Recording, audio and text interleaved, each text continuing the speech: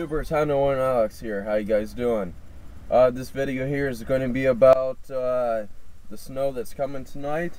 Today is, what day is it today? Today is November 29th.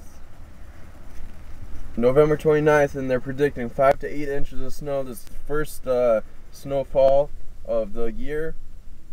So, you know, I'm expecting some snow. Maybe I'll get the camera out tomorrow morning and show you guys the snow, depending on if we do get any, because, you know, they're sometimes wrong, sometimes they're right, you know. So, I'll have to see when I wake up in the morning. Hopefully, there'll be a little bit of snow, and, you know, it'll be cool. So, 5 to 8 inches, I expect not to get 5 to 8 inches, maybe like a dusting or something like that, but you never know. You know, it's early.